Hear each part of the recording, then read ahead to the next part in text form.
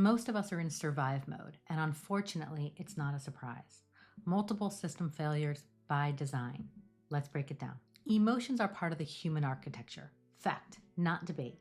We have systematically and over time conditioned people to think in unhealthy, inaccurate ways about emotions. Think of it like a hidden thread woven throughout history. For centuries, we trained people to see emotions as a flaw, except for a few, like anger in men, which we crowned as power and something to harness. It's how hierarchies flourish. So if the systems we live in are built by the same people, those dynamics get baked in to how decisions are made in those systems. And we end up with structures that serve power, not the people. Let's look at the hard truth about some of the core systems we have here in the US and how they function exactly as they were designed to. Power, control, wealth, lack of accountability. Healthcare and our insurance system doesn't exist to keep you healthy. It exists to make money when you're not. Finance isn't designed for stability. Markets drive decisions, not human need, not long-term well-being. Education, pay more, get more, don't have it, you fall behind. Government doesn't solve problems in real time. It reacts to them, often after damage is already done.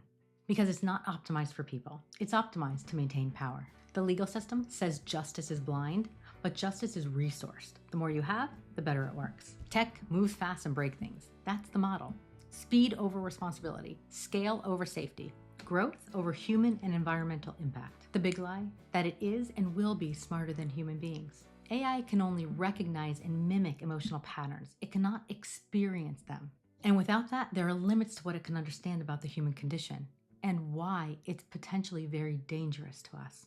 The military is built to protect the nation, but within its own ranks, military sexual assault, suicide, and moral injury exist. A system designed to protect that cannot fully protect itself. That is not anti-military. That is wanting a system to better serve the people inside it. When we remove emotion from any system, we end up with a structure that is cold and dehumanizing.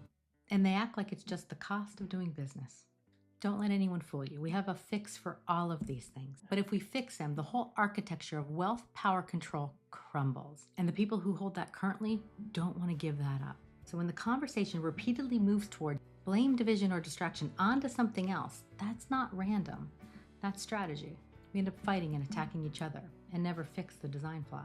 So for any system to truly serve human well-being, we have to consciously build in those relational elements. Empathy, dignity, and care, so they are always anchored in human need. That's not weak, that's necessary for humans to thrive, not just survive. And the way things are moving, that's even questionable. Let's look at just one example of how some of these systems operate together. Data centers don't just happen.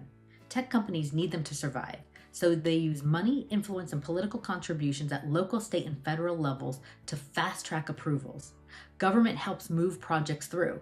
The legal system creates loopholes, NDAs, and protections that limit accountability. Military involvement adds another layer of secrecy, power, and unknown risk. Meanwhile, burden falls on the people. Through environmental impact, rising costs, water and power strain, loss of trust, and harm to human well-being. This is how systems work together under the current design, not to protect people, but to protect the system itself.